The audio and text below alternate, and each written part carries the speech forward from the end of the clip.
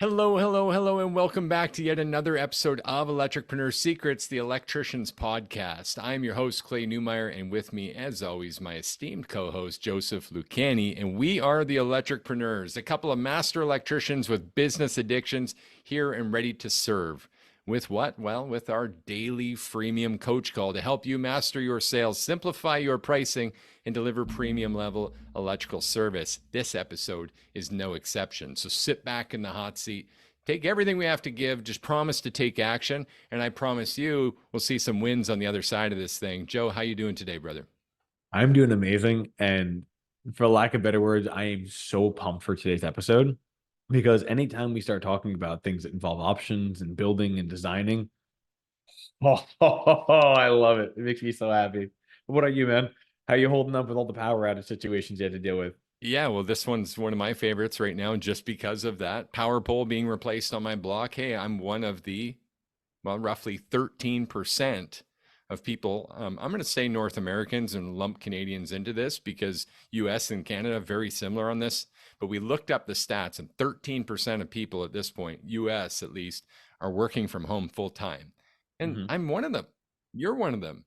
We are these Mm-hmm. people. And so when there's a power interruption, the utility was nice enough to let us know we got an 8-hour interrupt. I've got to figure something out. Mm-hmm. It's a big pain to carry everything out to a remote office or a co-working space. I wouldn't have my screens. I wouldn't have my microphone. Yeah, guys got to rent a podcast studio. That's a huge pain in the butt, man. So how I'm doing is great because I went and rented a generator and made it work. No, I do not have a full-time standby system. I'm like the mechanic with the worst car on the block, right? Yep. But that's how I'm doing, man. And so I'm equally excited to get into this options for the home office. Mm-hmm. By the way, like, can I throw one more stat in there just because I'm passionate and excited about this? Of course. We said 13% full time. That number might not have been heavy enough for you guys. 28% are in a hybrid model still since the pandemic. What that means is 41% of people in the US workforce have a home office that may need to not be interrupted. That's almost Mm-hmm. half of your customers. Are you capturing this opportunity? What options can we give people to help them so that the laptop doesn't die, the screens don't go out? They can do cameras and meetings like this, Joe. Where do we begin with this, brother? Two directions. The first comes down to their physical productivity. The second goes down to their comfort while doing the productivity. And both of them have very wide angles. But let's Okay, start with the productivity first, if that's love okay. it. Because that's the first thing you led with, right? Okay. Can I just point out that I love that you have two angles and neither of them were about technical upgrades to a Mhm. different trim of pot light? Or No, no, we're no. not We're just not going to going to be go in like, here and push surge protection. There's actually no. some logic behind this to help people with their emotional needs and the quality of Right. life. Yep. So if we start with productivity first, you mentioned earlier, well, what happens if you needed to lug out your equipment? Well, obviously that wouldn't work. If I asked you to move all your screens and your microphones and your backups and your computers, you'd pain in the butt, especially if you lost power due to inclement weather. You're not going to go hop on the road or go through a hurricane or whatever just to get your service going. Yeah. So the first thing would be, do you have a home backup system? No. Now that could be in stages too. Like earlier, originally you said, well, what about a USB? What about an uninterruptible power source that can just back up? UPS. UPS, sorry. Yeah. I always get the two confused. I don't know why. It's All like one good. of those dyslexia I things. got you, brother. Yeah. But anyway, the fact is that we go into, we offer that system and we say, all right, I can get you anywhere between 1 to 3 hours of backup home power. For some people, that's more enough than what they need because maybe you experience frequent outages, but not extended outages. So the option of being able to say you have 3 hours of backup is more than enough for some people. And simply just having the power system under your desk is great. So go ahead. Sure. Can I ask a quick question? Sure. Can we get a UPS without the beep? So yes and no, because the thing is that most systems, they'll have a frequent beep that comes by every minute to 5 minutes. Most of them offer delay functions where you can delay the beep. Only some of them have a silence function. because once they get close to the shutoff period, usually the silence is overridden and they will beep regardless. So like imagine, let's say I was on remote power right now and we're on this physical podcast. Yeah. And in the background, you kept hearing beep, beep. Like eventually that would piss some readers off or listeners off and they'd just hop off and not listen to us. Yeah. So it wouldn't be functional to that extent.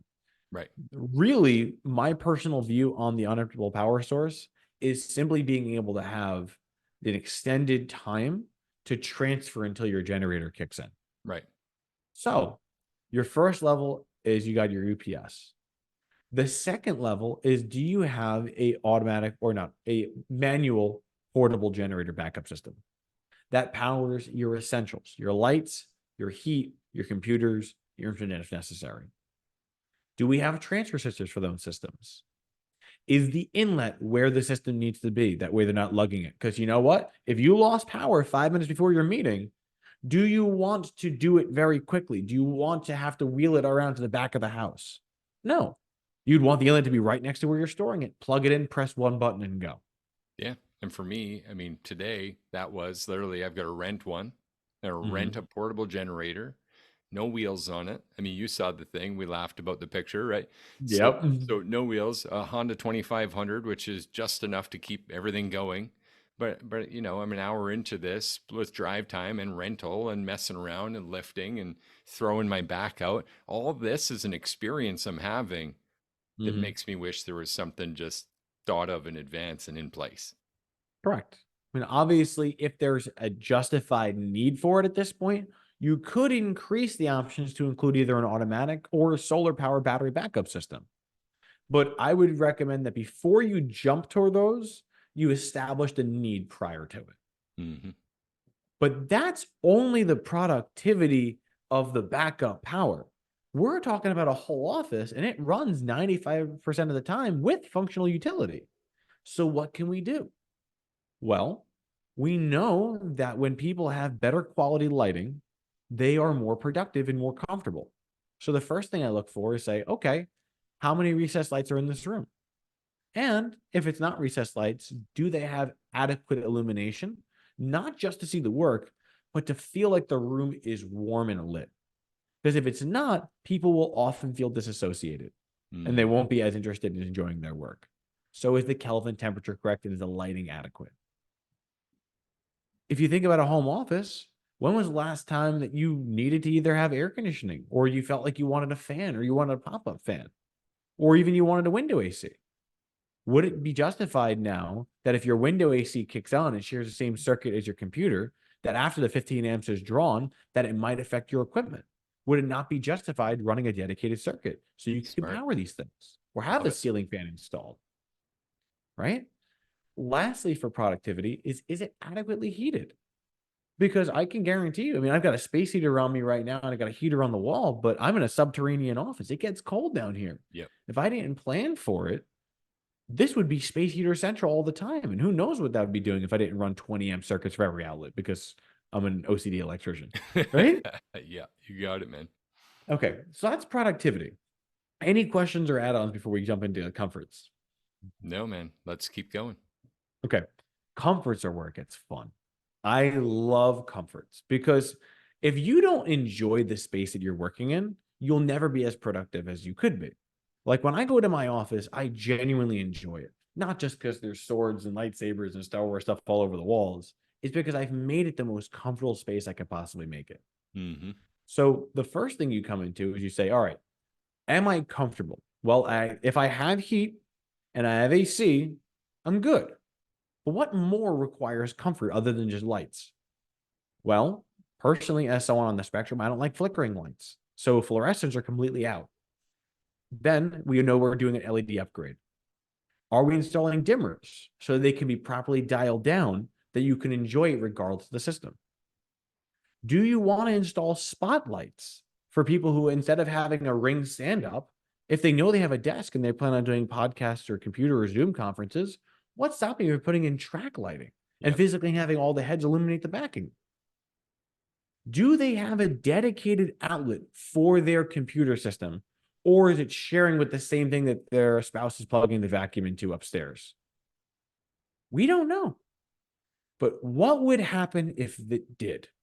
Is it worth saying, you know what, if this is your office, let's get your own office power? There are 3 circuits in this office. Why? Because I only needed 2, but I made sure there's more, right? Now, the more fun stuff is when you start figuring out their personality.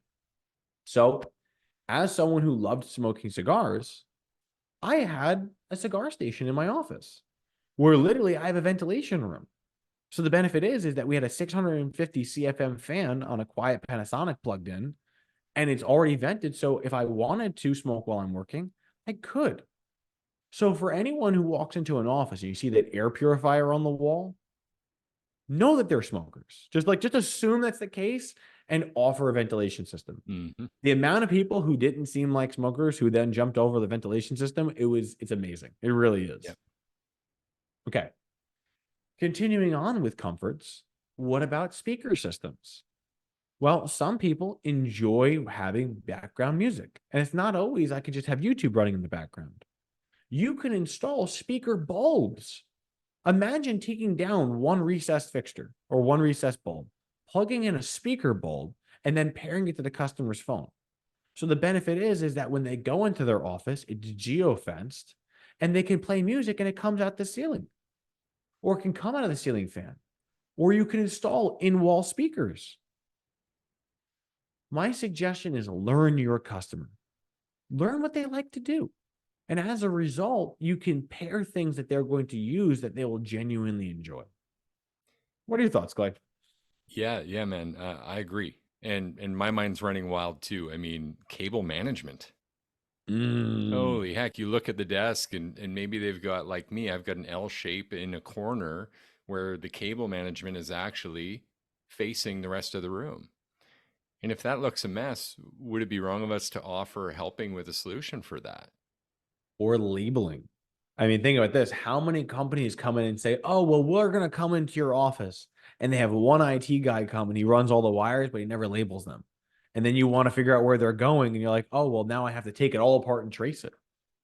One of our services is we offer a whole home electrical circuitry identification, but you could also extend it to the cable management. Simply say, for your comfort and convenience, I've created a schedule labeling where both ends are identified. They're both in proper velvet wraps or Velcro wraps. And we have everything identified. So if you ever need it, we can always just hand in your schedule and you already know what equipment you have and how it's connected. Yeah, man. I couldn't agree more because I just know what it's like being a homeowner, as you do too, with a large honey-do list. And even our own creature comforts sometimes don't get addressed.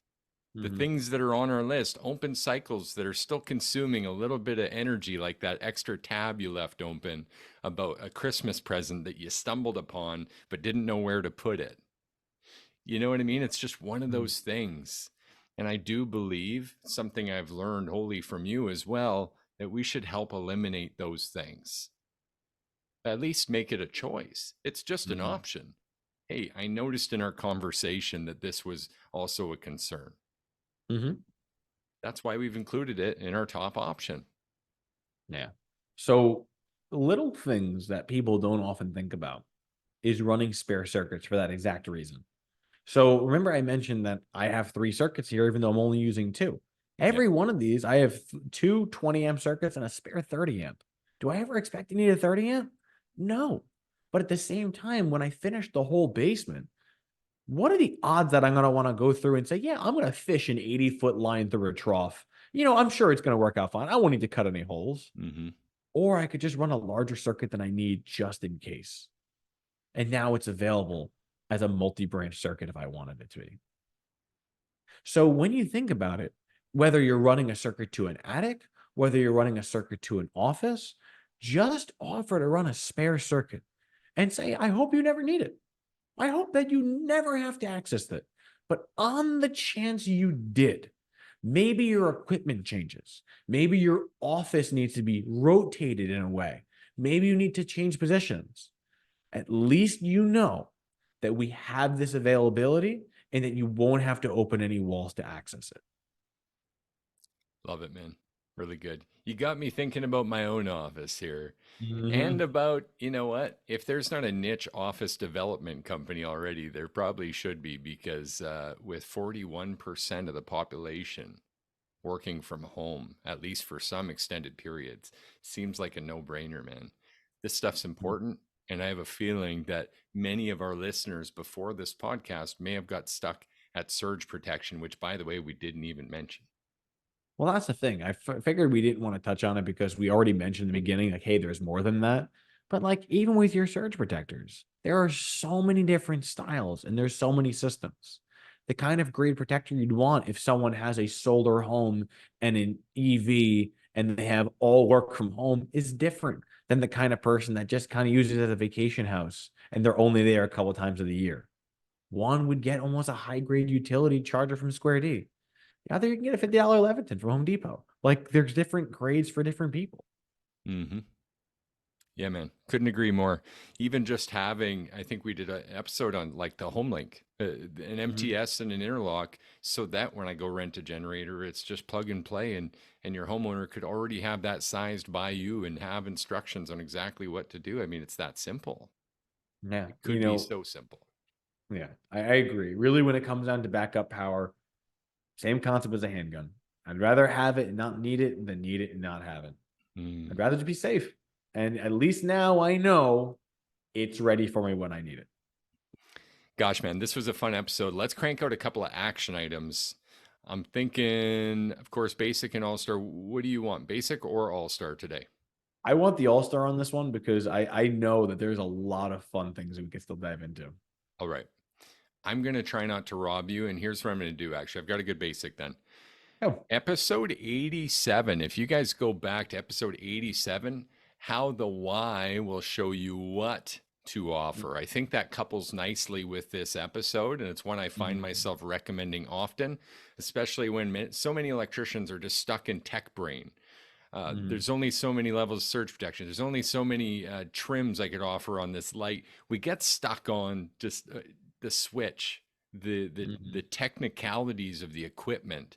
When understanding, having that conversation to understand why the root cause of why are we doing this, and that episode does so wonderfully is highlight getting that answer before we do anything. So I don't think it would be a mistake to say let's go back and listen to that and then mhm. come back and listen to this. And what you're going to have is a head full of ideas and then take action on this stuff and let us know your wins on your next home office options that you're setting up.